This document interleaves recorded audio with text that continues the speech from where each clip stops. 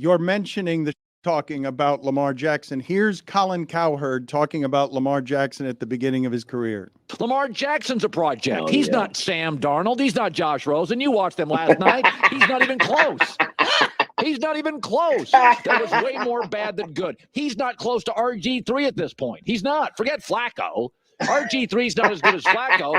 Lamar's not even close to RG3, and it won't matter. It never mattered with Tebow. Lamar Jackson, with the best offensive coach arguably in college football, as a 3-year starter, completed less than 60% of his throws last year. That's as a 3-year starter with Bobby Petrino. In 5 of his games last year, as a 3-year starter with Bobby Petrino, an NFL coach coaching in college. Lamar Ball is what we may be calling him by November. Of course Lamar's not close. I've never thought he was close. That's why I keep calling him a project. I never call him a prospect. Sam Darnold's a prospect. Damn. Respect. Well. That's awesome to be that coded without ever using the word thug. Respect to him for figuring that out. I've never heard project like really highlighted that way to be racist. Salute the coward. But that's actually a really nice. That put him on the dog whistle Mount Rushmore for that one. I've never heard project instead of prospect. It's a hard J.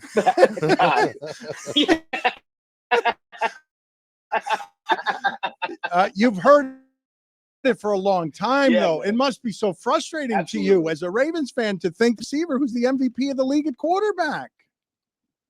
It's so sick. He's 2-time MVP, and he showed it against the Texans. That second half was incredible. And I'm just ready for it. I want to see him. I'm happy it's the Chiefs, actually. I'm happy for all the, like I said, it would be great to dash the corporate overlord's dreams, but it's more the narrative for Lamar. This is a big one. You want to beat the best guy to get to your first Super Bowl. So I'm pumped for it.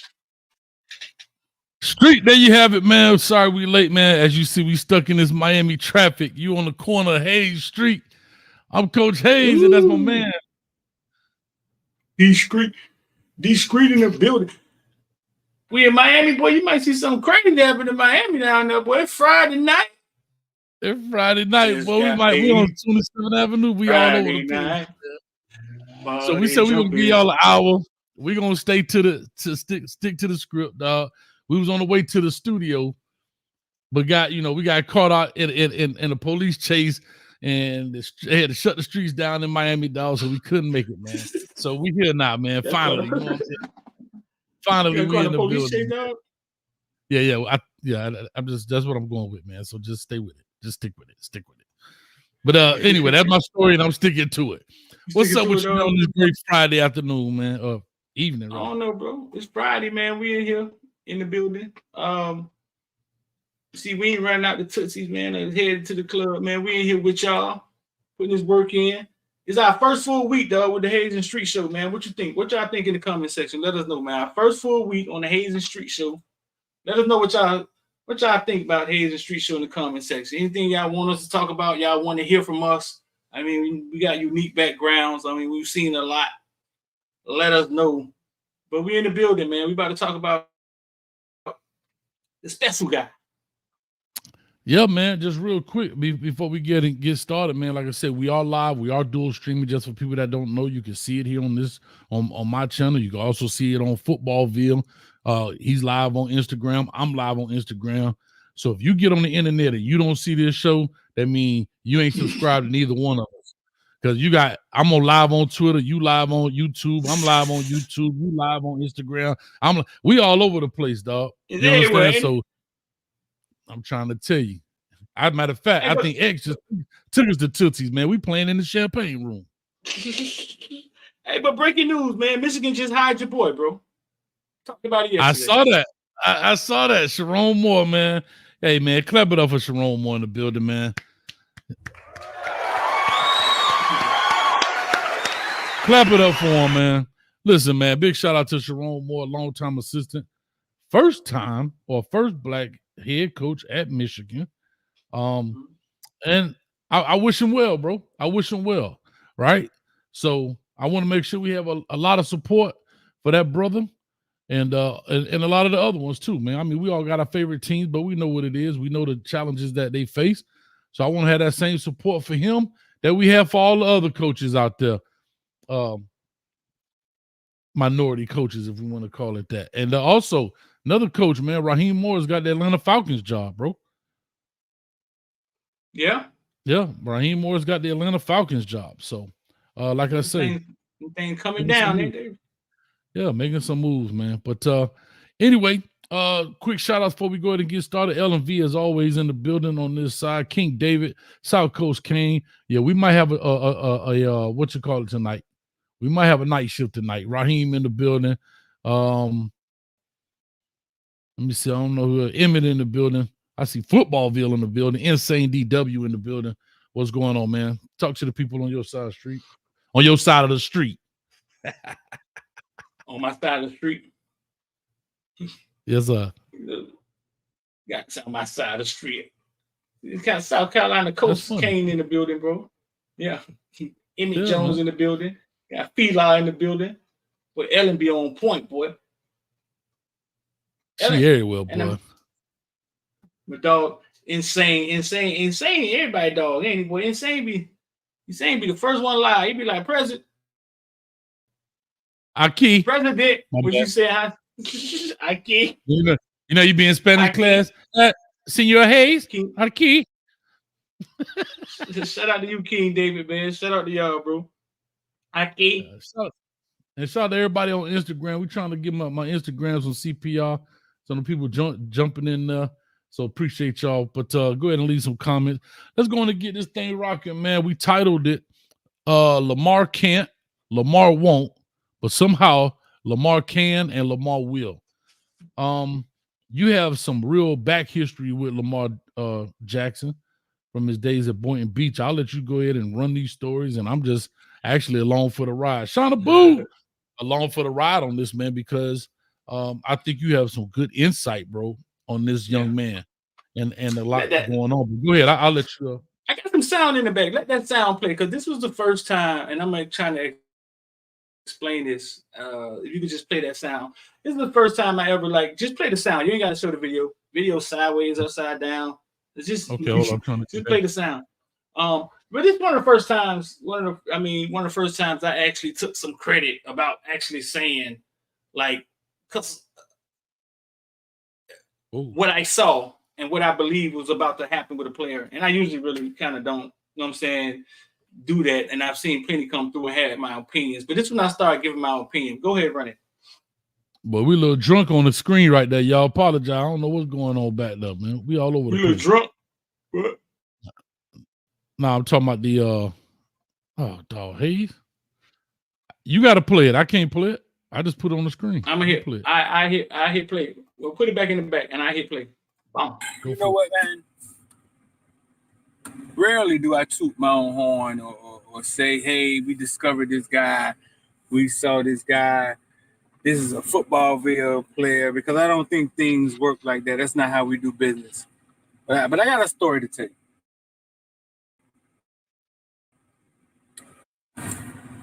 You know what, man? Let's see. I got a story to tell you. Hey, we discovered this do business. But I got a story to tell you. And in high school, I realized that he was different. I mean, he was different. But a lot of colleges didn't recruit him as a quarterback. I mean, they wanted him to go to wide receiver. They just saw him at a little bit. Youth football and high school. I cover Lamar Jackson, youth football and high school. And in high school, I realized that he was different. I mean, he was different. But a lot of colleges didn't recruit him as a quarterback. I mean, they wanted him to go to wide receiver. They just saw him as, I mean, it is what it is. They saw him as a quarterback who didn't have the skill set to be a quarterback at the next level. But Louisville did. They gave him a shot. I was once asked, hey, do you think there'll ever be another Mike Vick? And I looked at my homeboy and I said, Michael Vick is sitting on Louisville bench right now. And he looked at me and he said, come on, man. Mike Vick. And I looked him right in the eye and I said, Louisville is about to unleash something on college football that we've never seen before. Congratulations, man. Lamar Jackson, Pompano Beach, Florida. NFL MVP. Jackson. And that's when he won the MVP. And it went into me interviewing him when he was in high school. But that's how sure I was. Me and Simon Williams was sitting at work one day at corrections with the inmates. And he was like, bro, man, Simon Williams played for University of Miami. He was offensive tackle out of Ely, blocked for Tyrone Moss. He said, boy, you think there'll never be another Mike Vick? And I said, dog, Mike Vick is sitting on Louisville bench. And this had to be months before he went crazy on Florida State, but nobody even had seen him yet. You know what I'm saying? I said, dog, Mike Vick sitting on Louisville bench. He said, what you mean? I said, boy, Louisville about to unleash something on college football that we ain't seen before, bro. And that's how confident I was and who he was. And I think I'll go back because I'm gonna tell you why.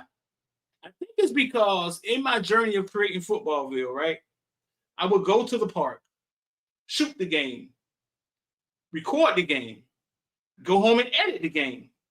And I didn't realize, Hayes, I was looking at film over and over, different film of different players and how fast they are and rewinding it and how, you know what I'm saying, over and over and over again.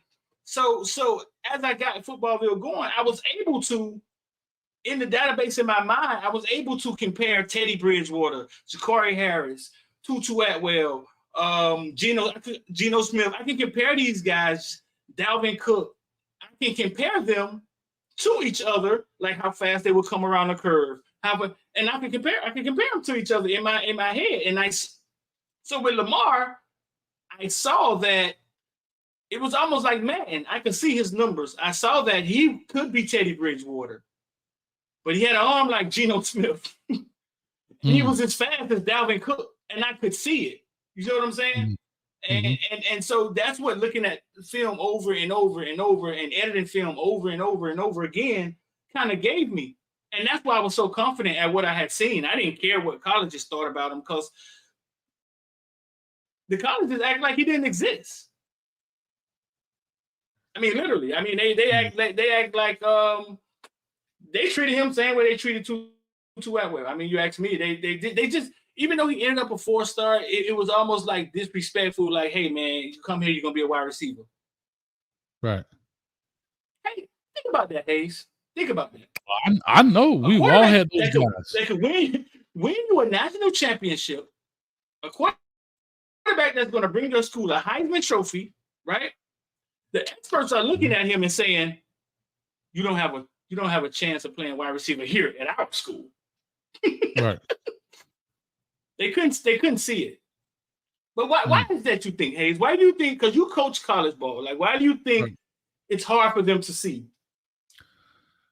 So I'll tell you exactly what it is, and we're talking about Lamar, but I'm gonna give another story. A very similar guy, you know who he is too, Quentin Williams, aka Winky, right? I mean Quentin Flowers, excuse me, aka Winky. And Quentin Flowers was a quarterback we had at Miami Jackson Senior High. Was not as tall as Lamar, but he was about a 6 foot, 200-pound quarterback, right? Getting ready to come out, right? And that was his junior year. And you know me, I'm a defensive dude. So guess what I did? They want to play with him at quarterback. Guess what I'm finna go do? Come on, Winky. Come play some safety for your boy. So I went and snatched him at safety, right? While they were still, because we did have an older guy at quarterback. He was a freshman. You know, Winky was a freshman at the time. So I'm like, look, I get it. You may not want to play a freshman quarterback, give him too much too fast, but I'll give him the defensive side real fast. But anyway, and Wink can play. He's an athlete. He can play. But anyway, long story short, as he went on, after his junior, when he got to his junior year, getting ready to go to his senior year, that's when I went to FIU. And when I went to FIU, No, I apologize. That was his 10th grade. Going to 11th grade, I was at FIU with Mario Cristobal, right? So they kind of looking at him, but not really.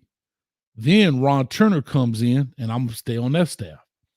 And I'm trying to get these guys to recruit Quentin Flowers. Quentin was the man. Listen, Quentin, aka Winky Flowers at FIU, was the man. I'm telling you to say this. And they were like, coach, well, you know, I mean, he's 6 foot, he this, he that. Now, mind you, I'm low man on the totem pole, but I'm finna stand in the paint because one, I coached him, I know him, great kid, this, that, and the third, but I know he can play. Right. And worst thing coach ever said, well, not worst thing, but he said, Coach, be honest with me. I said, Coach, you want me to be honest? I ain't gonna get fired, right? He said, okay. I said, Coach, let me tell you this. This is FIU, not FSU. He can be 6 foot. I say, and see, remember, Ron Turner came from the NFL. So I'm giving you all these stories to tell you why that is. He comes from the NFL. And I'm telling him, I'm saying, Coach, this kid right here could be the next Teddy Bridgewater in the sense of he's the head of the snake. He the neighborhood hero. You get Winky, you can get the other kids that's around the neighborhood as well. All those little midget wide receivers he was throwing the ball to. Bro, you get one, you can get two. 2 will get you 4, 4 will get you 8, 8 will get you 12, and so forth and so on. And they wouldn't do it. And then I said, my last line, I said, Coach, remember, Michael Vick was 6 foot. And he got 2 $100 million contracts. Yeah. But they decided not to go with him. He ends up at South Florida under Willie Taggart. And he actually saves Willie Taggart's job because Willie Taggart was on the hot seat to be fired at South Florida. Gives Willie Taggart the job at Oregon because he turned the whole program around. Winky went down as the leading passer or whatever the case may be. You can go pull his stuff up on YouTube. Shout out to Jen Ron, leader of men that be on Canes Unfiltered. He did all his highlights and stuff back then. He did all his highlights, yeah. Jen Ron. What's Jen Ron? That's my boy. He and I group me. What's his name? John Drummond. Drummond, yeah. Yeah. Shout out to him too. He just got married, man. But anyhow, so long story short, I say that to say this. If they don't fit the prototypical sheet, then they're scared to touch it. And the reason they're scared to touch it, because if it doesn't work out, you took a chance on something that should not have worked out. So why would you take that chance? Right? The 6 foot quarterback. Right. And so their thing is, I'd rather walk in with the 6'3", 6'4" dude that checks all these boxes, but can he play? Right. I literally watched Winky in that game against Immokalee out there with EJ and the boys and Clinton Portis. You know what I'm saying?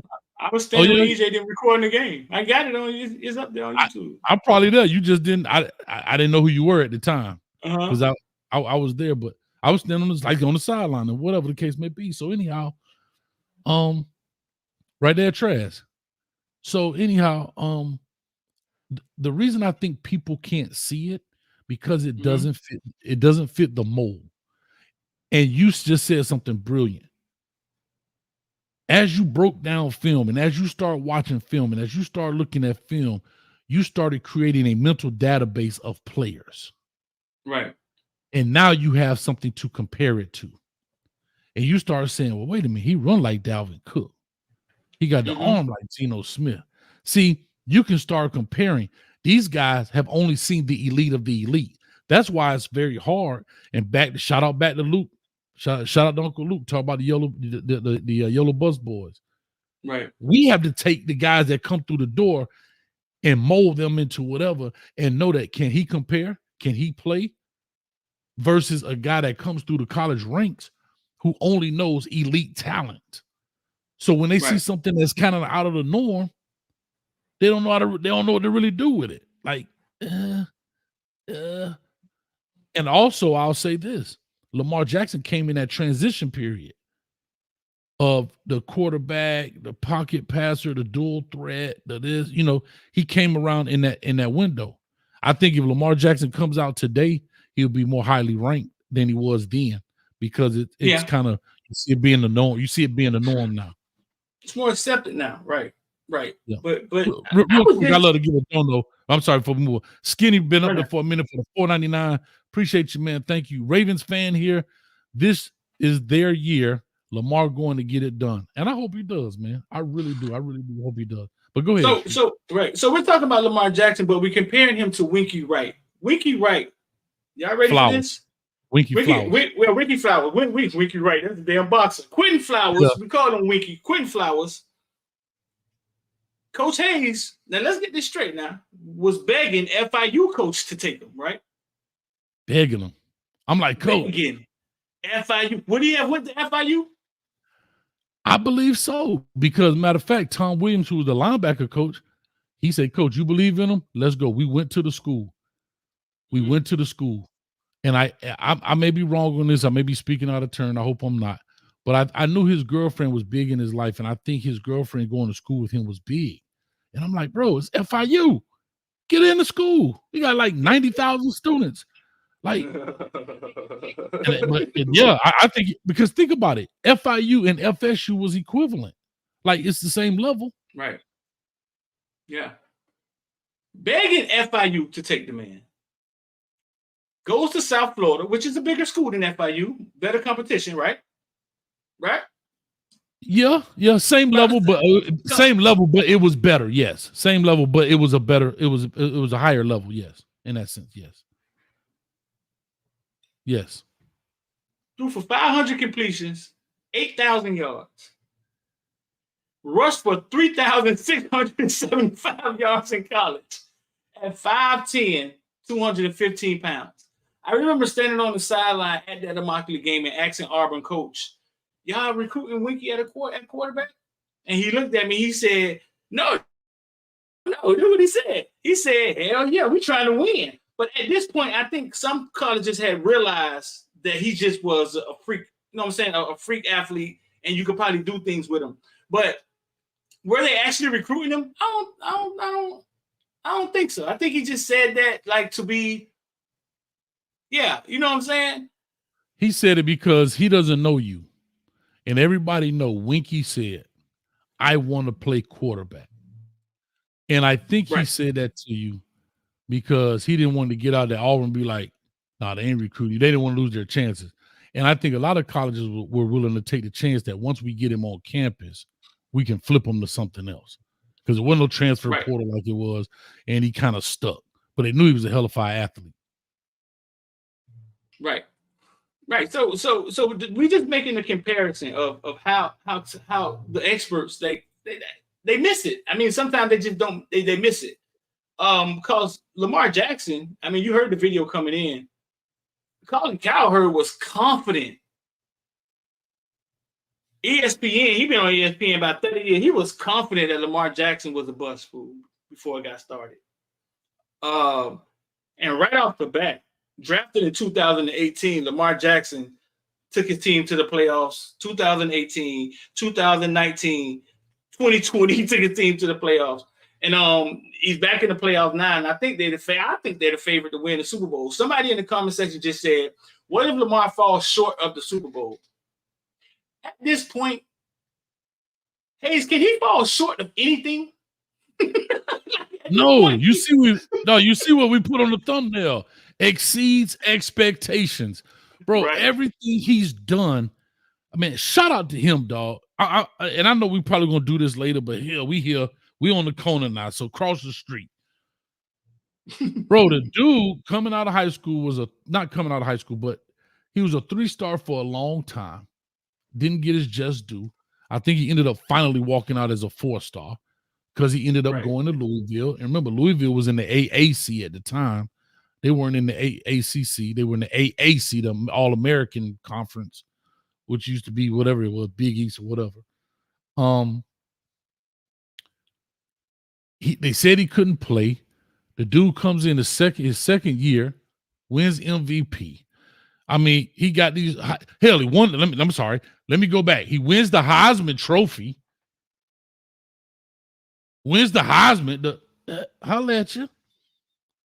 NFL passing touchdown leader in 2019, two-time first-team All-Pro, 2019 most valuable player. And Street, if I'm stepping on your toes about this, well, I'm sorry, but I'm going across the street. I'm playing the track. Run it, bro. Bro, all right, hold on. Let's do this. Louisville Cardinals. Louisville Cardinals. I ain't getting to the NFL record yet. Louisville Cardinals, number 8, retired. Louisville Cardinals, Ring of Honor. Hell, he only been out of college a couple years. Two-time first-team All-ACC. Oh, they were in the ACC. What was I talking about? AAC. ACC. I apologize. Slap myself. Mother. Yeah, they was in ACC. God. You were talking about Quentin, I thought Flower. Nah, I was all off. I'm hot. Two-time ACC Player of the Year, 16-17. ACC Athlete of the Year, 18. Unanimous All-American. Unanimous All-American 2016. SN Player of the Year 2016. AP College Football Player of the Year 2016. Walter Kemp Award 2016. Maxwell Award 2016. Heisman Trophy 16. Burt Bell Award 19. NFL Passing Touchdown Leader 19. Two-time first team All-Pro 19 and 23. Three-time Pro Bowl 19, 21, 23. NFL Most Valuable Player 2019. That's just the accolades. Now let's get to the NFL records. Single season rushing yards by a quarterback, 1,200 in 2019. 1,000-yard rushing season by a quarterback 2 times, 19 and 20. Games, hold on, listen to this. He can't throw. Games with a perfect passing rating in a single season. 2 times.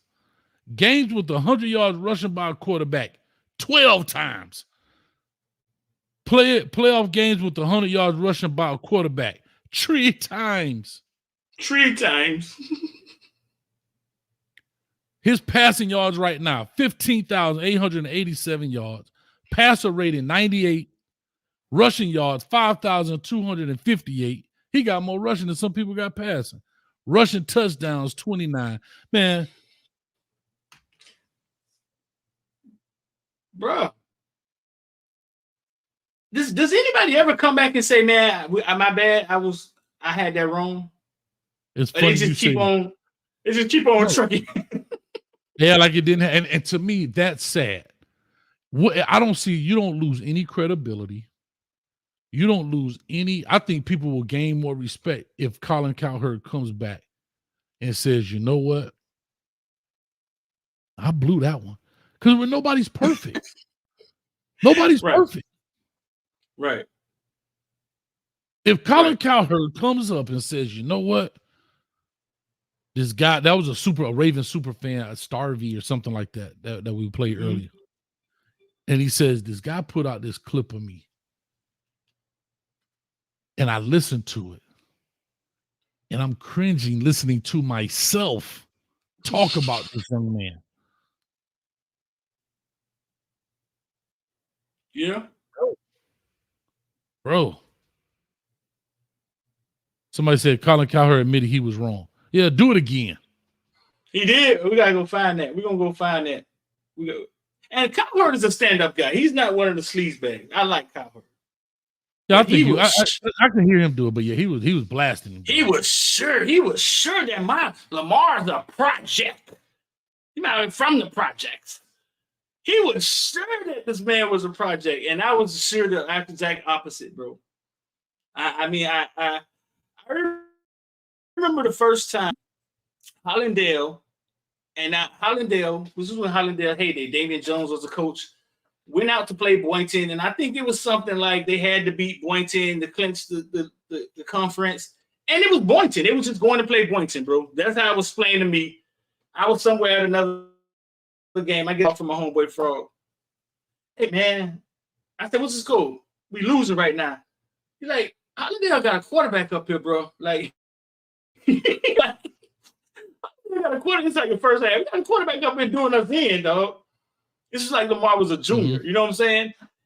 Nobody had never really heard of him. Just like when I interviewed Lamar, and he said he had never heard of Dalvin Cook. Ain't this crazy? He had never heard of Dalvin Cook a year before he walked in there to play against him. But information didn't travel the same way it travels now. True story. By the second half, I called back because I'm thinking now, y'all check what I'm saying now. I'm thinking, okay, Hollandale will come back. They got Zach Moss. They got Tyler Huntley. If y'all Lamar Jackson fan, they had Tyler Huntley, who's now Lamar's backup, but we'll get into that later. And I'm just thinking eventually they'll come back. Call them third quarter. Hey, bro, what's going on, boy? What's the score? Hey, boy, man, we can't do now it's like this, Hayes. Hey, we can't do nothing with this dude, man. It's like you walk into an ambush. Hey, man, we can't do nothing with this dude, man. We still losing. Right. And I had to walk into a Boys and Beach ambush. They lose the game. Right. They lose the game. They were introduced to Lamar Jackson. I guess they didn't see it on film. I don't know. You know what I'm saying? But they experienced it live. And this was the Hollandale team that had Zach Moss and had everybody. Had the two linebackers. One went to Florida State. The other went to Georgia. Had the wide receiver went to Florida, who got busy on Miami that year in that game, the first game of the season, Jaron Williams year. They had everybody, bro. I mean, Hollandale was loaded.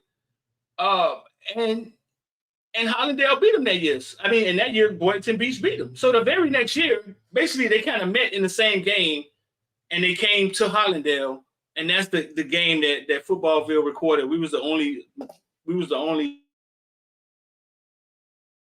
outlet there, and it was Tyler Huntley versus Lamar Jackson, who's now Lamar Jackson's backup in the NFL. And that night, Tyler Huntley knocked him off. And I think sent him to play against Central the last time. And I think he went to Central, went off against Central, and Central probably scored 50 points on him, knocks him out, and that was the end of his career. We got a piece of the whole piece, man. We putting together on that in that game and everything. That's good because, and of course, he's got that famous clip where he was running and he hit the brakes and dude flew by and he walked in the end zone. That's world star. Went viral on World Star. Yeah, went viral on World Star. Yeah. I mean, no, bro. It's crazy. Bro. Go ahead. No, it is. No. I was just saying it was just crazy that we can see these players, right? And we can see the talent in these guys. Not saying that we always right. But there was a time where college coaches did take a chance on a guy who didn't check all the boxes, but he was a ball player. There was a time when a place like the University of Miami would take on a Roscoe Parrish, right? They would have taken on a Tutu Atwell. They would have taken on those, you could get one or two of those guys. Santana Moss, right? Right. No, he's not 6'4", he's not this, but he's blazing fast. He's a ball player. He can make things happen. And it's funny how, like you say, you look at it, we think because people make all this money, they have all the answers. We look at these coaches, 5 million, whatever. Right. If you look at the coaches who win ball games, they understand talent acquisition and evaluating talent. They understand that. They don't use a computer in stars. They don't have an iPad and they put it in some algorithm and whatever. They understand the value of looking at a guy and saying, you know what, this dude can play ball. There's people who play football and then there's football players. Right. And I see that in the WREs all the time. And it's funny we do that. Mm-hmm.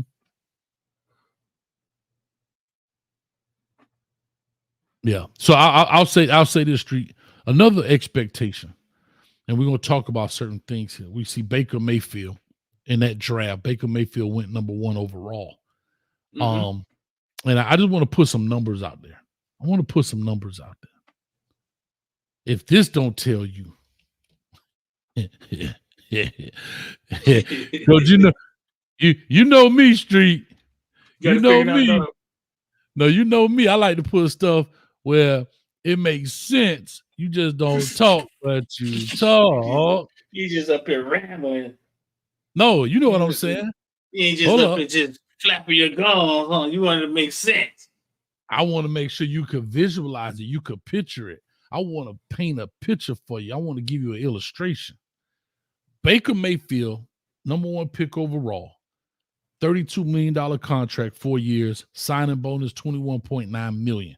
So basically $53 million, right? $54 million, somewhere in there. Mm-hmm. And this is what people have to understand. I want people to truly understand when you hear these NFL players and they get drafted. This is why when we did the show yesterday and we talked about Kayshon Boutte, the kind of money he made being a 6th-round pick. I want you to hear this. Baker Mayfield, first pick, $32 million, 4 years, $21.9 signing bonus.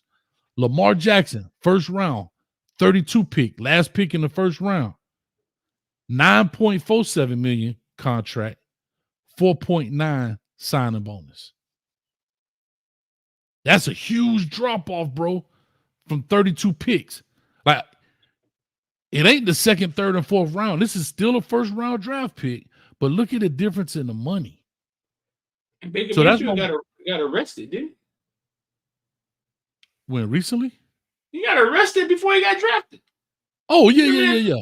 Oh yeah. But I thought you. Yeah. But I was just talking about the money. That's why I said I want to paint the illustration that a lot of times when people talk about draft picks and monies and things, you got to understand how fast that money that money drops. It drops drastically. But now I want to flip it, and this is why I say he exceeds all expectations. Not only he brought the OG in there. Shout out to Mama OG. I don't know her name. I apologize. Mama Shout out to Mama OG. Because she is an OG. She original gangster. She is his agent. She goes in and get the $260 million, 5 years, $135 million guaranteed, $72.5 million signing bonus. Listen to what I'm about to tell you. They've been in the league the same years. $260 million in 5 years. 135 of that is guaranteed with a 72.5 signing bonus. Baker Mayfield just signed a 1 year, $4 million deal. Could be worth up to 8.5, probably with incentives and stuff with Tampa Bay. Mm-hmm. Right. I'm just talking about how the roles have flipped. But one had to prove himself. And one had to prove himself. But here's the funny thing. He did the same thing in college the other ones did. Why he got to still prove himself? Won the Heisman, all the accolades. Because he's a project. That's all I'm in my project. Because he's Colin Cowher said he was a project. So it's funny that I just wanted to paint that picture when you talk about the kind of money, and he kept it all in the family. The old girl out there. Shout out to her for going and learning that stuff. I guarantee she didn't. I don't know what she did prior to him making it, but I don't think she was an agent. But shout out to her to have the cognitive ability to understand how powerful she could be to go out there and be the person to represent her son in the business deal. Go in those rooms, right? Because that's intimidating. That's intimidating. Because you could go in that room and blow it. Ask Jaden Rashada. My bad. I didn't mean to say that. But I'm just saying, you could go in the room and blow it, right? How do you think that's working? You think that she had some lawyers with her? You know what I'm saying? Yeah. I think that would be she's just the agent. She's the listed agent. Yeah, I think she probably paid them or whatever it is, but she right. However she did it, however she facilitated that, I think that's what I wish every parent out there today who has a top prospect kid will follow her footsteps, reach out to her. I don't know what her schedule like, but man, come on, man. That's how you work it. The problem with that is every parent does not have that desire, that drive. I can agree. Or that capacity. Yeah, that capacity. You just got to surround you just got to find a tight niche team. You know what I'm saying? Yeah, because every parent can't. Yeah, I've talked to them. They can't pull it off. They won't. They can't. I can agree with that. However, I will say this to your point. If you as the parent don't have that, I still say when you're talking about that type of prospect and that kind of kid and so forth, you have to take something so you at least understand the basic fundamentals of what's going on. Because when you're talking 260 million, that's $250 million, brother. 260 million. Somebody gonna be sticking their hand in the cookie jar, and you better know what the cookie jar look like. That's all I'm saying. I'm not saying you got to be the one negotiating, going to the table, but you got to know what points are, or what this is, and what that is, and you know what I mean. You should at least know what APR stand for. You should at least know what this stands for. I'm just saying, just don't go in there and be like, all right, where we sign when you're talking that kind of stuff. But anyway. Yeah, brother. I'm just I mean, there's a lot of parents. There's a lot of parents don't even want to help their kids commit to a school. Like they don't want nothing part of it. I mean, but one thing I will tell you is this: when I worked in corrections, there were inmates that would defend themselves, right? And do a better job in court than the lawyer, right? And I'm gonna tell you why. Because the lawyer a lot of times was a lawyer that had many cases. The inmate had all day long to focus on one case. True. Right. And literally, if you're focusing on one case, one thing, you literally can break down a contract or break down a case because you're focusing on one. And that I will say that when you're just focusing on one singular thing, you get somebody, hey man, help me break down the contracts or show me what's vital in the contract. I think a lot of stuff is just carbon copy, and then you start adding incentives. But I've met too many parents. I mean, I know some parents don't want to get even close to that, man. And at that point, you just got to get you a tight niche team that you can trust. You know what I'm saying, to kind of help you. But even reaching out to say, you know what, I don't have that. What I don't want to do is, and you're right, you're 100% right. I know you met a lot of different parents too, man. Oh, yeah. That's nowhere near. Yes. But what I do want to say is, you're 100% right. But what I do want to say is, also have that, because you got to know how to find that tight niche group team, right? Correctly. You got to know how to navigate these people when you bringing them in. And okay, I don't want to do it, but I need to interview these folks. I need to interview. I need to interview Rosenhaus.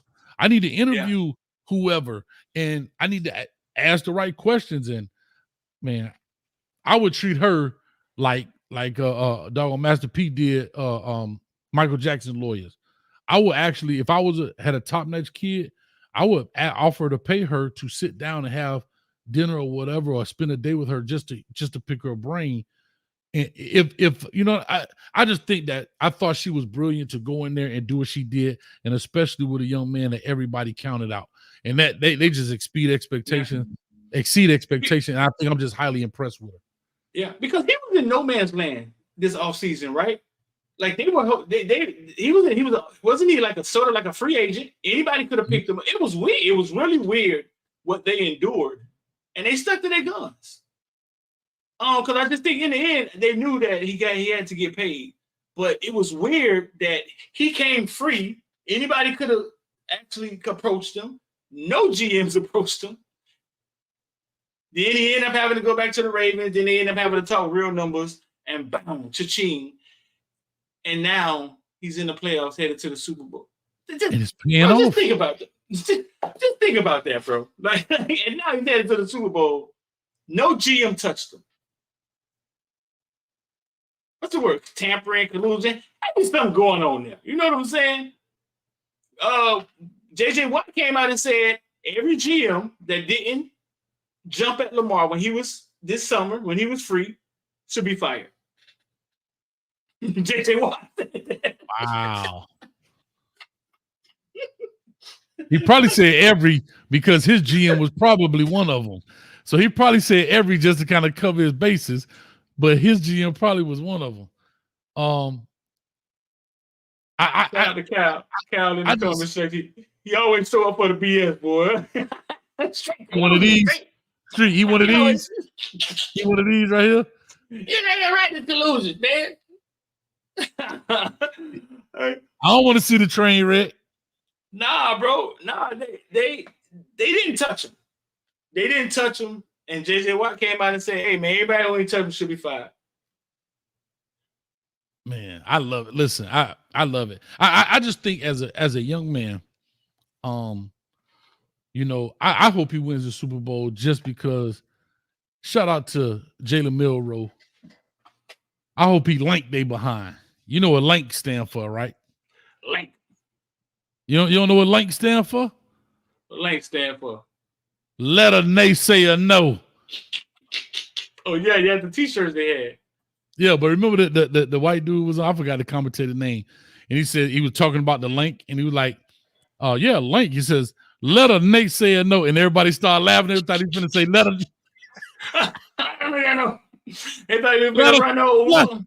Let a figure know. No. They thought he was going to throw ER out there. Yeah. Shout out to Instagram over here. I see it was a couple of comments, man. We got to get our Instagram working, man. I am Dragon Titan. Appreciate it, man.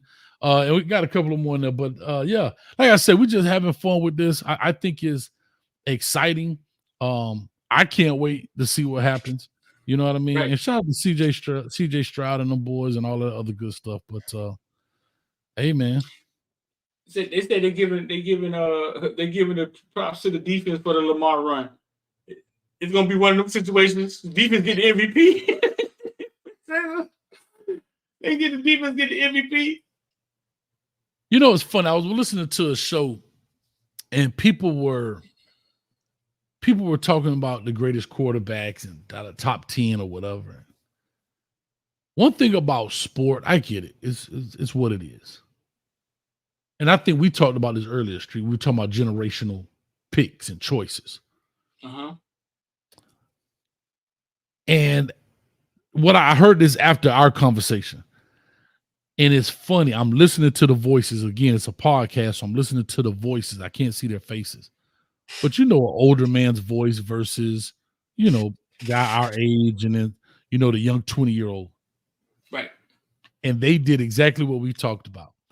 What? The older dude, okay, the younger dudes were starting off, man, you know, Lamar Jackson, of course, right now, Patrick Mahomes, he the greatest, blah, blah, blah. He got this. He only been playing, yada, yada, yada. Okay, cool.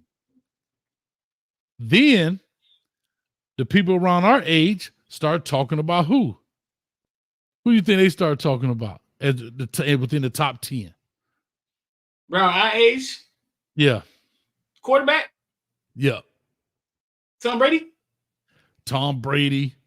Dan Marino, they were throwing in there. They were trying to throw Troy Aikman in there. Joe Montana, Steve, those names. And then the older dude comes on, you're like, man, y'all young boy don't know nothing about Bart Starr. Y'all don't know about doggone Johnny Unitas was a killer, boy. Like, so it's funny how generationally everything moves. And I totally understand it. I get it. But I say that to say, you know, when people had these conversations, I don't think you can ever pick a real top guy because it is generational, right? You know what I mean? It is about rings, and sometimes it's not about rings, and it is about this. But I said all that to say football is harder because there is an offense, and then there's a defense. There is a reason why teams win. Yeah, Lamar Jackson got you down there or whatever, but yet guess what? The field goal kicker missed the field goal, and that's how y'all won it. You know what I'm saying? So, yeah, it goes down as you want it, but there's so many variables. So I love to hear those conversations, but it's like a who's on first, what's on second story. It's really no answer to it, dog. Like, it's like, what is going on here? Just always look at it like the game evolves. Like the game evolves. So Lamar Jackson has to be better. Like, you couldn't put Lamar Jackson back in there and have John Offerdahl chase him. The game evolves. You know what I'm saying? Like, that's how I always look at it. I don't think that I don't think that there's anybody on the field like those. The way the game is set up, then right. Like Lamar, imagine Lamar Jackson, Big Buckets chasing Lamar Jackson. When you really look at Big Bucket's size, right? He ain't got a chance. He ain't got a chance. Right. So the game evolves, but I get what you're saying. It's all in errors. You know what I'm saying? Like it goes back to the Kobe and the Michael Jordan. When I tell people that Kobe was more skilled than Jordan, they're like, what? Well, he evolved from Jordan. He saw Jordan, and he evolved for what Jordan couldn't do. You know what I'm saying? And the game just evolves like that. So when it comes to errors, I mean, the bragging rights in sports, which makes sports so great, people are always going to point to their era. Do you get a player every now and then that can go in every era? Yep. I mean, you get the Jim Browns, and then you get the Deion Sanders, and I would put Deion Sanders in front of Ted Diggs today. but it's funny. But Street, hold on, shoot. I'm a Street, but I'm gonna tell you why. I hear what you're saying. But if you went to a barbershop where we know you're gonna have a bunch of at least four generations in there, and you ask somebody, a jit getting his hair cut right now, which they don't even really get a cut anymore because their head be looking crazy. But you get a jit right now, I guarantee he wouldn't say Deion Sanders is the best cornerback. He probably even know who the hell Champ Bailey is and Darryl Green. He probably gonna say. He probably gonna say, what's your boy play for the Ramsey and that kind of stuff. You bring up quarterbacks. He gonna say Patrick Mahomes. He gonna say Lamar Jackson right now. Right. You know, because they don't know their past. They don't go back. Yeah. The ones that don't go back. Yeah. The ones that don't go look at YouTube. But if I went out here and did this and put up a bunch of faces like a Ray and had Jim Brown in there, they couldn't even point him out. So it's funny, right? Like, I don't know, dog, because I don't know, but that's just like us. We're no different. I never saw O.J. Simpson play. I remember my grandma talking about him.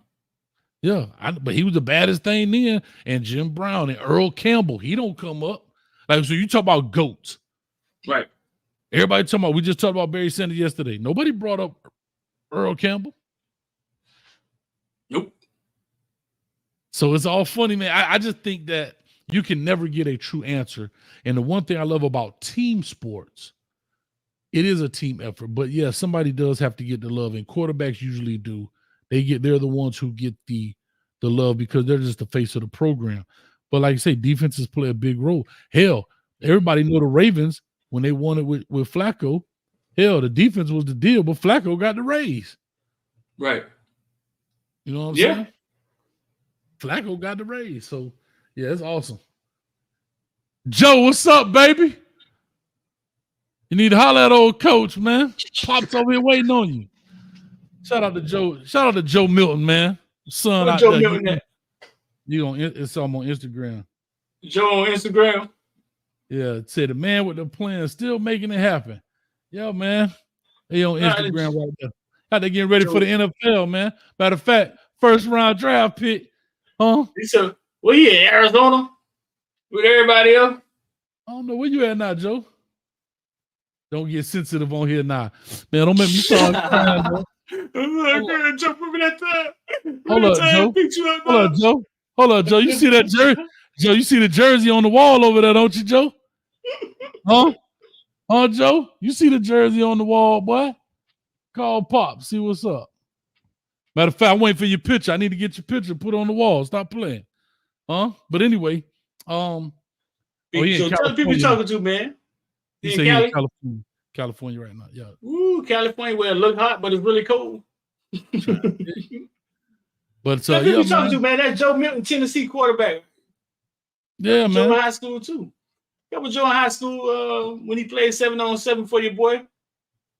Joe out there talking about he a wide receiver. Yeah, all right. Hey, all right, Joe. No, boy, listen. Yeah. Draft day, 2018. Lamar Jackson. Playing. I was like, man, draft day, man. I'm gonna put up the video of Lamar Jackson running out, shooting the guns at Hollandale. You know what I'm saying? Put up some of that video, Right. put it on Instagram, man, and just talk to people about, boy, listen, man, it's been a long time coming, yada, yada, yada. I put the video up, right?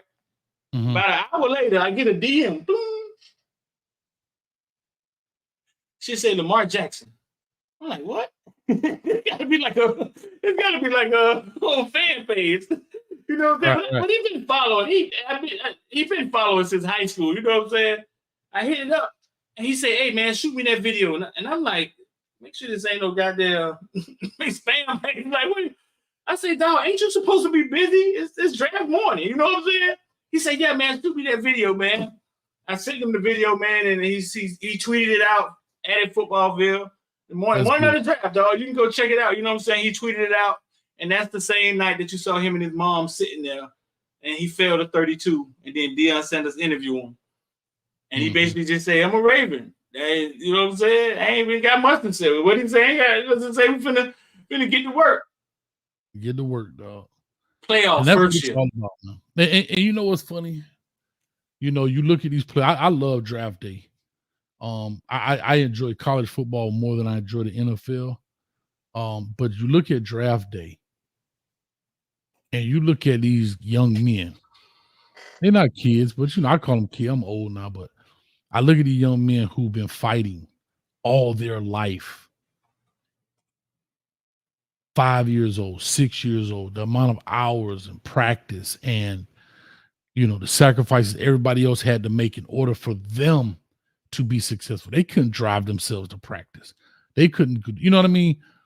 And they finally get a chance to get rewarded. Right.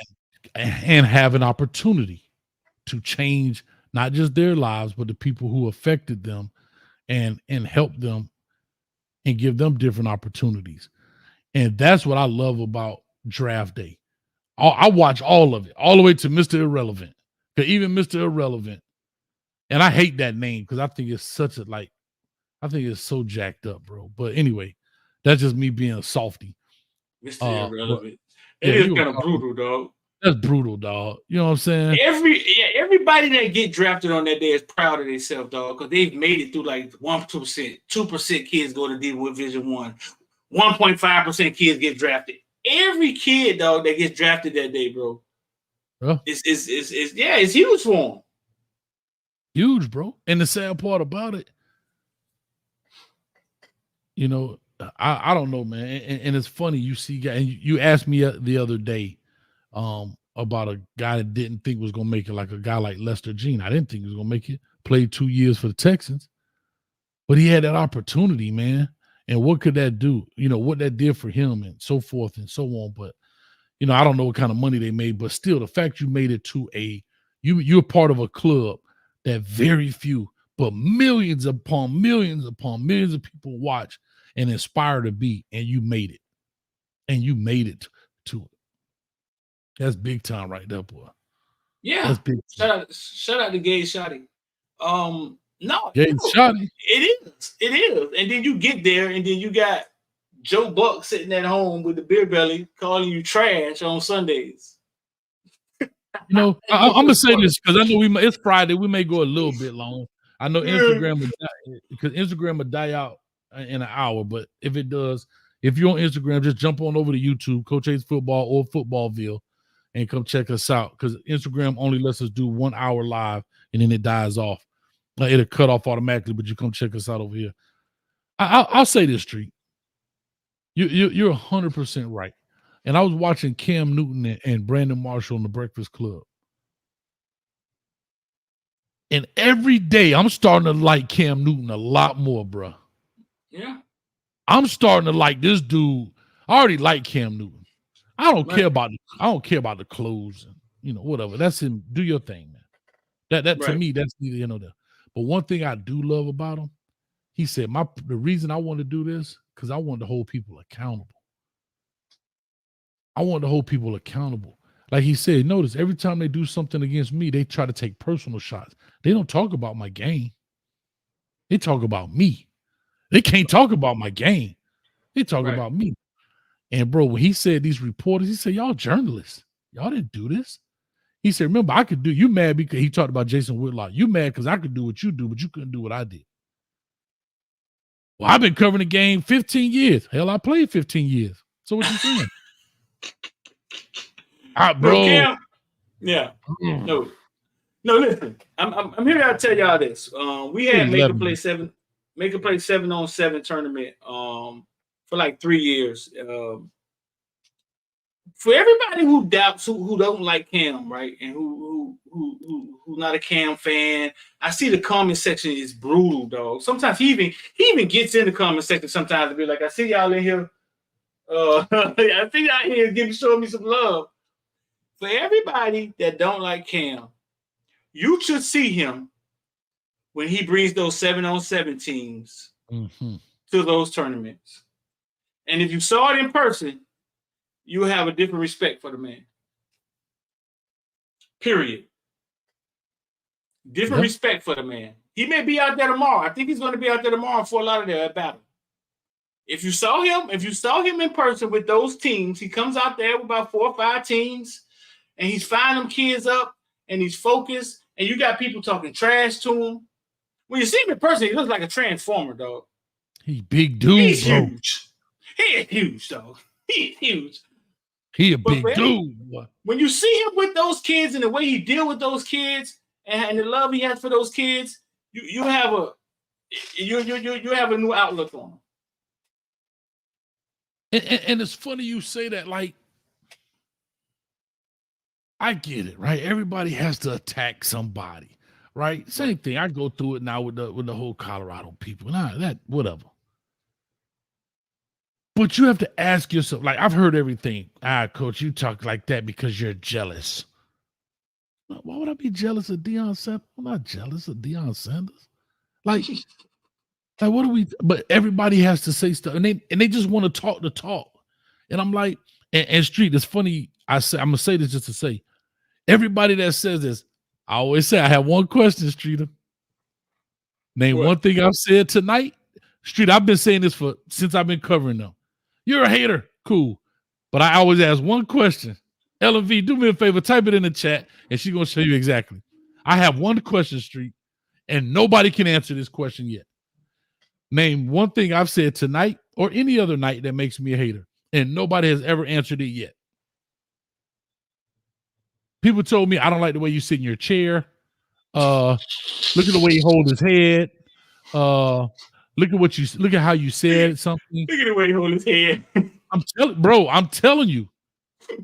Oh, look at Ellen. Look at Ellen. It's your tone. Bro, nobody can say, and all of this time, nobody can say, and I'm bringing that up to say this. So you're not a Colorado hater? No. I thought you was. Not. Oh, okay, I had it wrong. Ellen, my bad, Ellen. I had it wrong, too. You're not.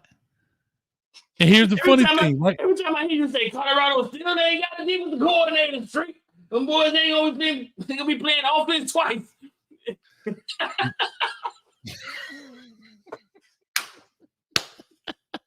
time I hear you say that, I be like, man, that smell like a little hate. I don't know. They hate. Yeah.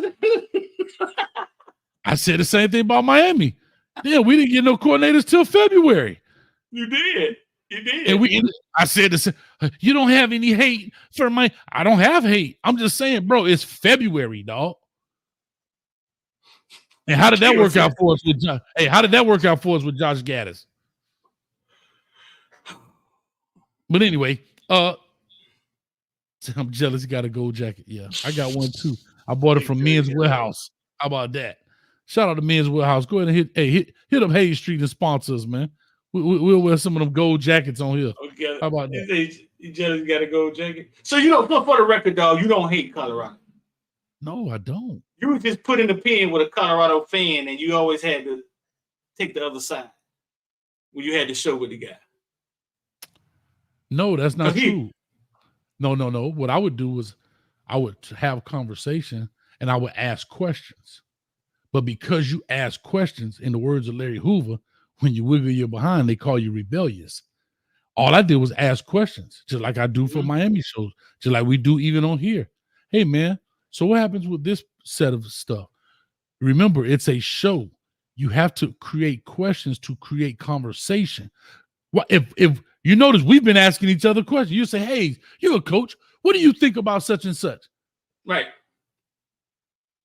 It's only natural. It sparks, but you can't say that. You can't ask a question. And that's all I was saying was that. So when you ask questions to spark conversation and to learn, then therefore that's what happens. So the same thing with Cam, because I don't want to make this about Colorado. I was really making a comparison about Cam and saying the things that Cam has said to people is from his experiences.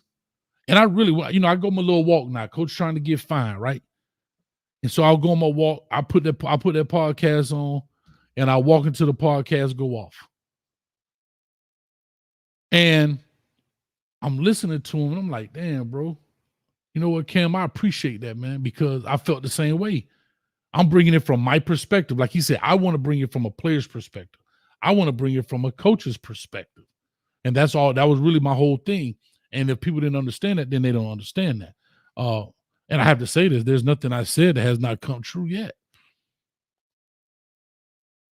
Yeah. You got a dono down there. Got a dono? Let's see what we got here. Let's go fish. Oh, Daryl Page is a new member, man. Y'all clap it up for Daryl Page, new member. DP. DP been hanging around for a while, man. He just becoming a member. Nah, he was a member. He was a member. I think that boy had to, you know what I'm saying? He had to put some gas in the truck or something. But he's back in the building. And then Slow Folk CWO member for 5 months. Man, golly, did you hear Dion say if both his sons was on the same pro team? Oh, pro. Hold up now. Hold up. Wait a minute. Yeah, say if both of his sons was on the same pro team. Pro team. Slow Folk. Y'all got to stop using. Can I tell you? I know what he did. Because I know he didn't type that. Y'all got to stop using that speech to text. That's what y'all doing. Y'all using that speech to text. And we know somebody that's really famous that does it a lot. And it makes them look bad because they don't read over it. That's why I was like, the same protein. I'm like, what, the boy eating chicken? He going to coach if they eat chicken? Protein. Protein. Okay. Protein. Okay, if Dion, I heard Deion Sanders did say that if both his sons went to the same team, he'll think about coaching. Correct. Again, here's how I get in trouble. Perfect example. Here's how I'm gonna ask a question, and this is exactly how I start. Shoot. Deion Sanders said that. I didn't say that. He said that. So now my question would be: Is he planting a seed for an exit? See what I'm saying, Coach? You hating. You just want him to leave Colorado. No, he said that. A seed? He's just rolling on a billboard and held it up like this. Thank you. Planting a seed? He just rolling on a billboard and said, if you take both my sons, I'm out of this beach. But if I ask that question, that's what makes you a hater. So if I say street, so now listen to this. So now imagine you was a Colorado. I call them the cult. That's why they get mad, because I call them the cult members.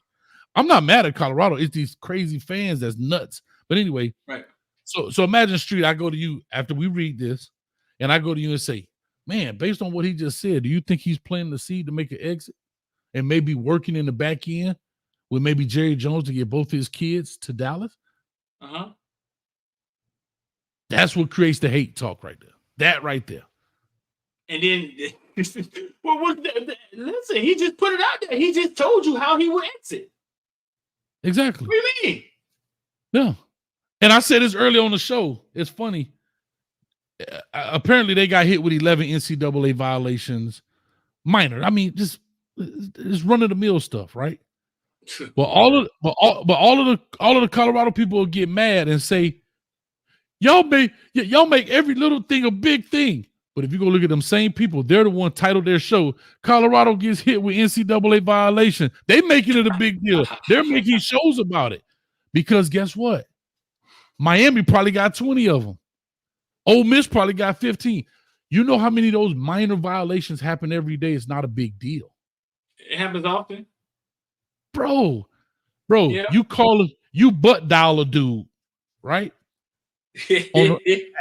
I'm saying we've all done it. You butt dollar dude at 6 o'clock. It shows on the phone you was on there for 2 seconds. You got to report that. That's a violation. We gave the kids a sandwich at FIU. You got to report that. How do they find out who you call? How do they find out who you call? How did that work? It's funny you say that. They actually have now. I saw this on Shark Tank, and they ended up adopting it in NCAA. It was called Jump. It was a Jump app. The coaches, I remember that. Yeah, the coaches actually have an app on their phone that all of those prospect numbers go in that app, and it won't allow you to call their phone number after a certain time. But prior to that, I mean, if I had another phone, I could call, whatever. But I'm just saying if it's not in the app. But sometimes you just self-report because you don't want them to find it. So you just turn it over and say, oh, you know what? We were supposed to practice for 2 hours. We went for 2 hours and 10 minutes. Write it up. Right. Send it in. Don't do that anymore and call it a day. I mean, so they're not the only team with 11 violations. It's probably teams out there with 20, 25, 12, 13, because they're so easy to break. You know what I mean? Oh, I gave a kid an extra pair of socks. Stay. Write that up. That kind of stuff, dog. And if you look at the violations, they hit a kid up on Instagram at the wrong time. Gotcha. So, yeah. So anyway, but no, I'm starting to really like Cam, man, more and more because I'm learning more about him. I'm through his podcast, and I guess he's teamed up with Brandon Marshall, huh? Did he? It seems to be. It seems like they've done a couple of things together, and they've done some podcasts together. So, know how long that's gonna last?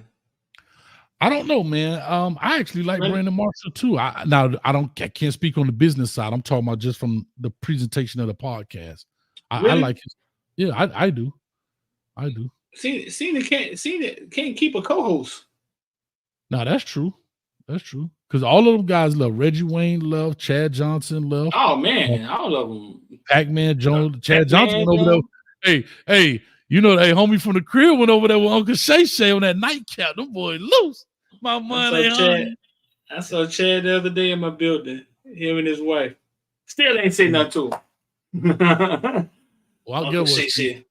I'm gonna be down there in a minute, dog. We're gonna go holler at the man, dog. You gonna go holler at him, knock on the door? No, yeah, I'm gonna tell him like this. I'm gonna do him like I'm gonna do Chad just like he do everybody else.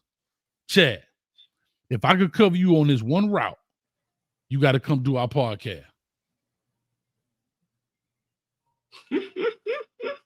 Oh well, we ain't getting him on. So we ain't getting him on. No, we ain't gonna get him on. But what we gonna do is record it, and we gonna go viral. That's what you gonna do. We gonna record it, street, and we gonna go viral. Matter of fact, let's cut this out. Matter of fact, we gonna cut this part out, and we gonna send it to him. Coach Hayes, cover you one-on-one. I'm from the crib. You from the crib. You got to come on. You got to come on the corner of Hayes Street. What the kids do? Lockdown. What the kids do? Hold up, my seatbelt don't go. I got old school. My seatbelt down bottom to bottom. My seatbelt bottom to bottom. So, Ocho Cinco, you have been officially challenged, my brother. Huh? Uh-oh. We already done told him to play. Dang. So what? He got to step up. You got to step up. I got to warm up my hamstrings, dog. I got to find them first. I got to find my hamstrings. I got to find my hamstrings first, dog. I don't know, dog. That's going to be ugly, dog. Listen. Hey, dog. I'm doing it for the love of the program, dog. What we talking about? Somebody got to take one for the team. You live over there with the dude. I'm finna drive down there to get my doors blown off. Somebody got to take one for the team. Shout out to old Ocho. Man, I'd be lucky if I even touched the dude's jersey, man. He probably gonna come out there with a soccer jersey on too and do me dirty. Talking about, ha, ole, ole, ole, ole. Oh, man, who's suing Diddy now? Carisha suing? Who's suing Diddy now? I don't even want to know. Somebody finna get swallowed. But anyway, Yeah, man. Insane DW say, don't do it, coach. You'll never be the same. That's all right. We're gonna have Ocho on the listen. Ocho, here go another one. Since Coach, since Uncle Shay won't get you on TV, you come on over here with us and hang out just for about 20 minutes.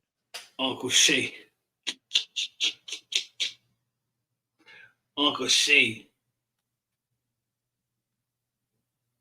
Shout out to Trump, man. Got to pay somebody $83 million. E. Carroll for defamation. Trump got to pay $83 million. You probably got some kind of insurance. I guarantee. E. Carroll for defamation after rape allegations. You know what's funny, man? They have insurance for all kind of stuff, man. I was talking to somebody at work. They sell insurance. Yeah. No, I guarantee. No, these guys are insured for that kind of stuff. They're not paying that out of their pocket, man. Yeah, they got insurance for all type of stuff. Yeah. But I'll tell y'all this about Trump. If any of y'all thought about getting to the stock market, right? there's two stocks, dog. Two stocks that are related to Trump. When Trump got mad at Twitter and he created DWAC, his own social media, and you got Fun, FPHUN, DWAC and Fun. Bro, listen, the two craziest stocks I've seen in a while. They run up, make you money. They go down. You can make money on them going down. I told the villains to follow the other day, man. The next day it went up 30%. Fun, PUHN, yeah, and DWAC.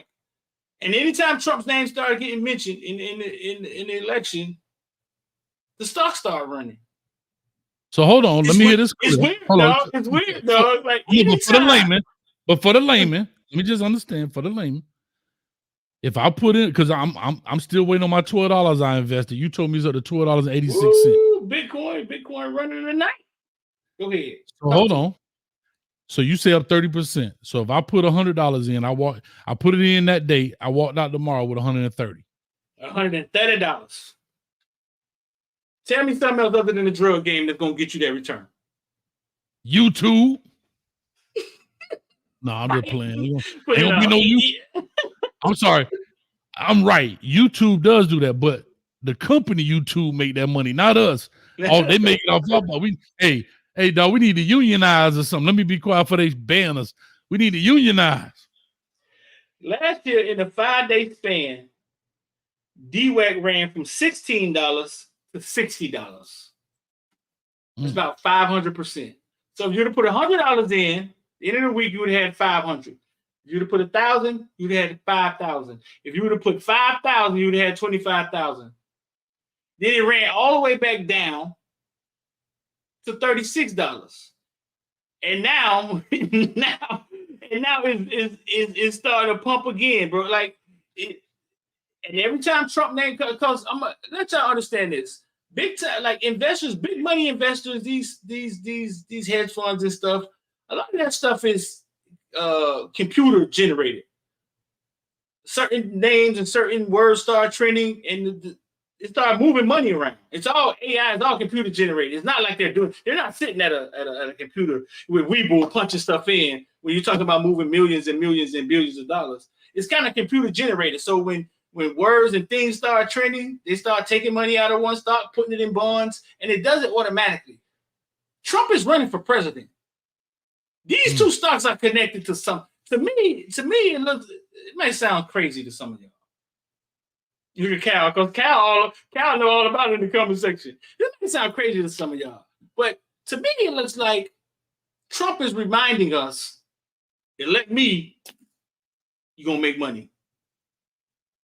I've heard that. I don't know much about stocks. I refer to you when it comes to that, but I have heard people say this. Some financial dudes that have said, Coach, I don't know how you feel in regards to him personally and as a president, but what I will say, and you tell me if this is accurate or not, we out here making money. That's what you have to do it. No, that's the truth. So a lot of people who are not in that world are saying, he's this, he's that, which may very well be true.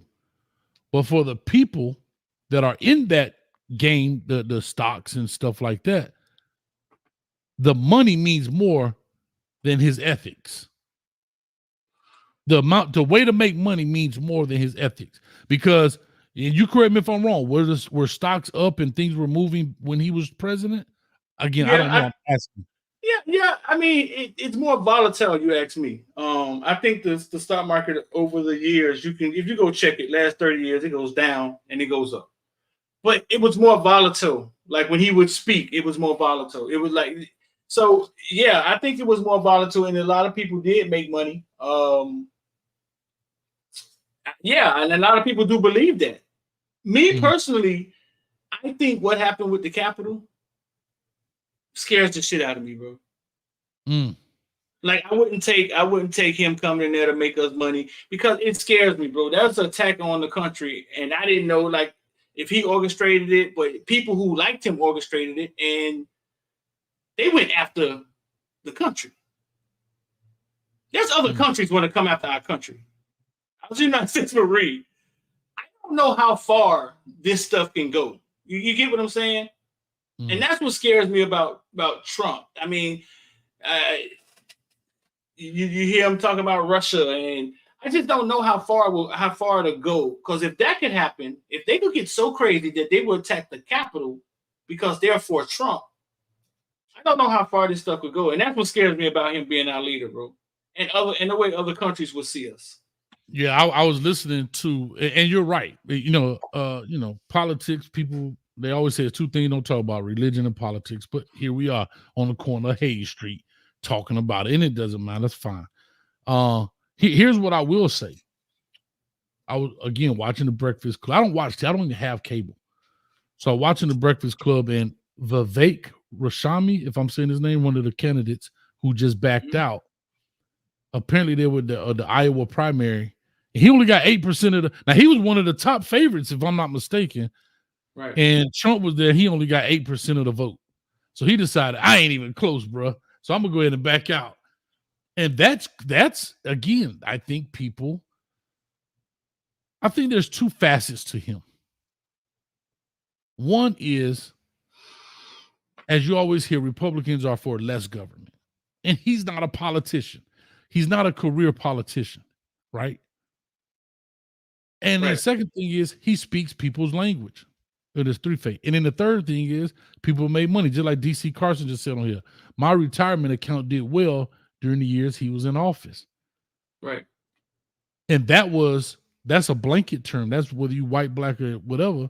If your money's tied in through 401ks and so forth, again, I don't know how all that stuff works, but everybody did well. And I have to say this, my guy told me, yeah, man, we doing well during this time. I have to be honest. He told me, hey, man, we doing well.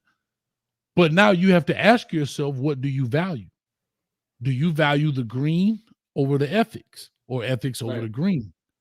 And for a lot of people in this country, they don't have those type of investments.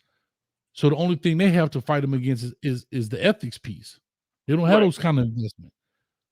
And people who have investments are saying, damn them ethics. I'm going to make more money. He only going to be here for 4 years. He gone. And I think that's a big thing that a lot of people are not talking about. But hey, I don't know. Like I say, I don't know, man. It's tough. I will urge people to do this, though. I'm sorry. I will urge people to do this. When it is election time, all I'm gonna say, I'm not telling who to vote for, but please look. Let's look beyond the president and vice president. Let's look at the judges. We got to look at the local elections. I say that because none of us know. That's all I'm gonna say. Just go do your homework. It's out there. You literally have all the information right here on your phone. Go do the research about these judges and congressmen and all of that kind of stuff, and that's it. Rock the vote on Hayes Street. Rock the vote. Yeah. How old is Trump? I'm trying to find out right now. 78. And Biden, what? 81? They're about the same age. Yeah, they like 2 years apart. Yeah, we act like Biden so old because he fall downstairs and stuff, but they about the same age. Well, it's about how you act, right? I got an uncle, 91. That boy, they be raking 5 acres of leaves every day. Yeah, 91. 91 out there raking. He don't walk with a cane. He don't. He out there getting it in. I try to buy him a blower, dog. Where he live at? Leaves falling like that. In the country, out there where I go hunting and stuff. I'm just saying, like, you know, the big leaves, they fall down. He got like a park area out there. And he go out there every day, rake them up. He still cut the grass. He's still on the tractor. He still do all those things. So I think it's more of, yes, your age is a thing, but it's also how you perform at your age. You know, bro, I know some 50-year-olds, boy, they broke down, boy. Toe down. Toe up from the floor up. And how they say it. Trying to tell you. But they tore up on the floor. Shout out to G Money in the building. Man, G Money. But let's get out of here, man. I don't see how. You got I don't see how? Yeah. I was thinking about it. I don't see how. You go first. Shad ain't here to mess you up. I don't see how. You go first. I don't see how. Y'all make sure y'all hit like and share, man. Wherever y'all at, subscribe, man. We do this every day at 7 p.m. and every night at the end of the night we do I don't see how. I don't see how milk don't spoil anymore. Damn. I don't see how milk goes way past the expiration date now. What has happened? You used to open it and be like, no, it just be in the refrigerator now. It's like a fixture. It's like, look at the date, boy. That say October 23. And nothing's wrong with it.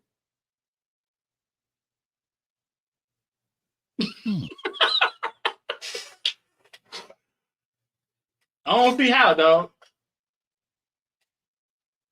I don't see how. That's a good one, bro. I mean, I think it's still sport. It's still sport, but you're right. It does go past. Like before. It take a long time, dog. Yeah. It take a long time, dog. Yeah, about a week and a half, that thing used to get hard at the bottom, like cottage cheese, bro. Not no more. Cause they got them clone cows out there, man. Because I don't drink it much anymore. I may get it to go with some Oreos and it just sit in the refrigerator. That's how I realized it. Like, damn, what have been in here a long time? You shake it up, like it's still gloosh, gloosh, gloosh. Yeah. I don't see how, dog. All right, so we're gonna keep it on food. I know how.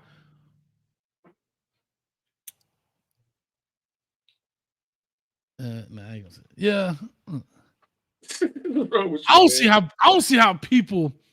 I don't see how tuna fish stay in a can so long for 15, 20 years and still be fresh. I know it's airtight, whatever.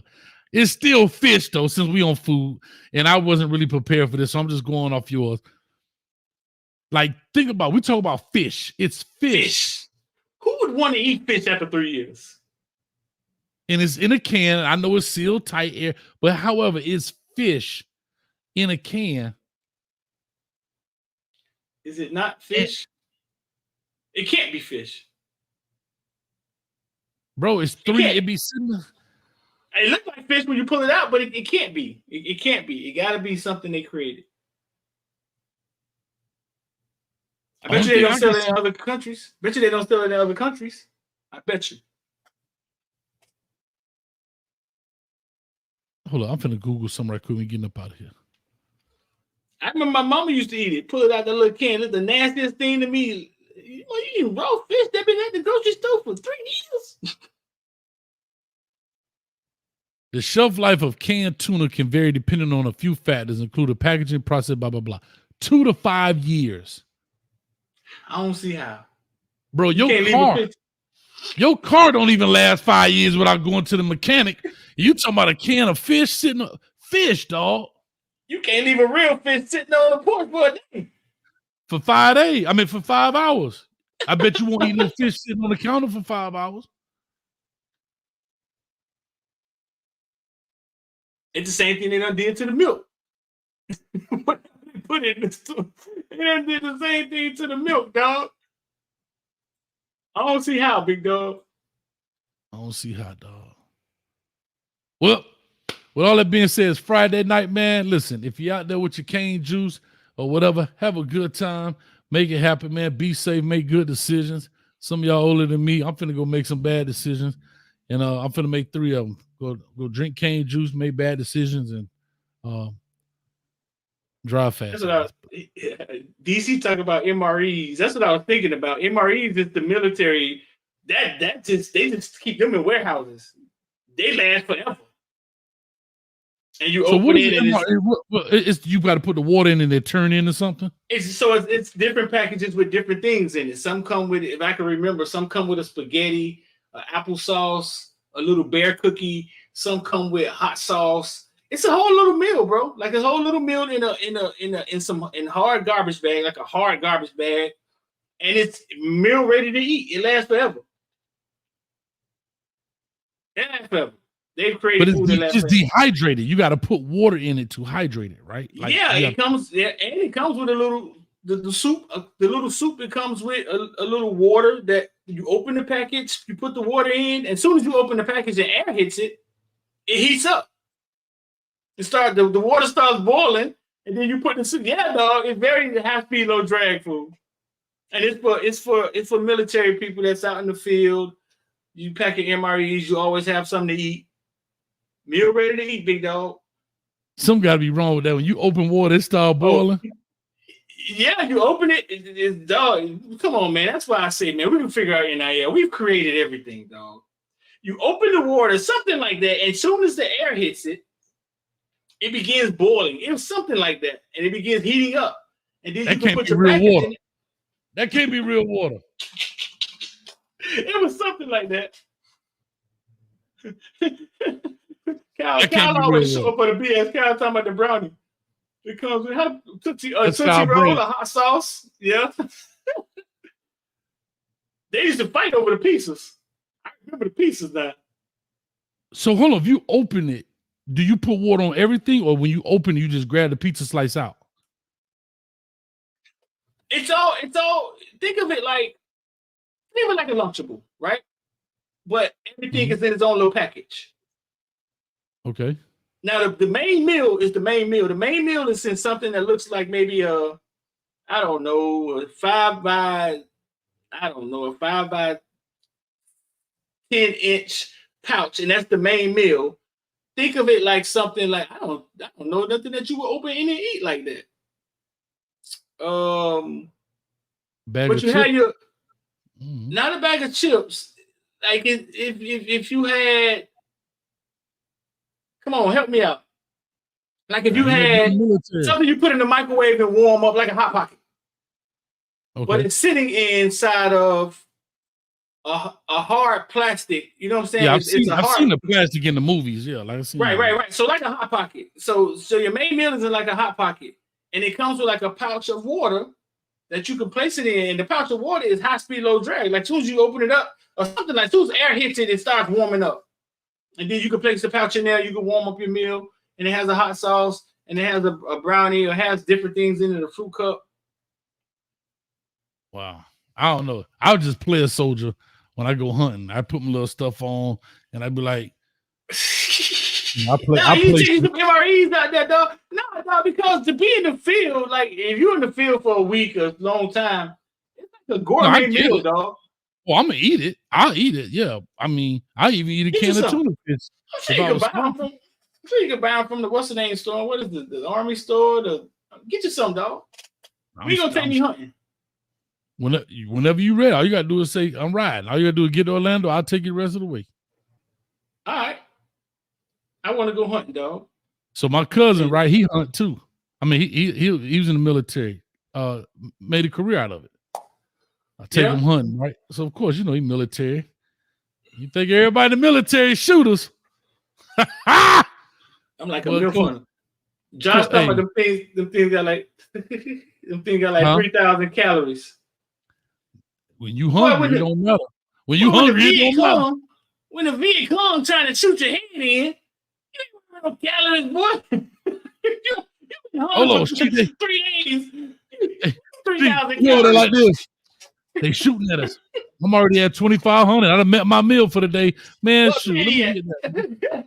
Well, you been humping for 3 days, 30 miles. You need 3,000 calories. Chad Ochocinco can eat McDonald's every day because he's burning it every day. Man, you better go. Hey, matter of fact, Kyle Brand said Hayes Street and Sap hunting show. Call Sap, tell him let's go hunting, man. I got him. We're gonna get them hauled. Huh? Sap fish a lot. Yeah, too. he go hunting, fishing, everything. He probably want to go out there with a knife and just cut him. I need gunpowder. I ain't gonna lie to you. If it ain't got gunpowder, I ain't with it. That boy said all he ate in boot camp and lost 55 pounds. Hey, let's get out of here, man. All right, bro, let's ride, man. Hey, shout out to everybody shout out to everybody that was on Instagram. Shout out to everybody that came through, all of the members. We might be getting a night shift tonight. You know, those usually start around 12. I don't know, maybe 1. I don't know, maybe tomorrow, depending on how this cane juice get to flowing. But with all that being said, I appreciate y'all. Thank y'all. Street, anything like to say? Nah, peace, hair grease, some old 80 scene or something like that, man. But nah, y'all be safe, man. It's Friday, man. Y'all go out there, be safe, man. It's getting rough out here. The economy, people trying to get money and find their way through life, man. So be safe out there, bro. And these kids are driving fast cars now. Yes, Lord. They all got those Dodge Chargers and Challengers. So I mean, yeah, man. Be safe. They get them from Alabama. They get them Chargers from Alabama. We out of here, man. Peace, love, and hair grease.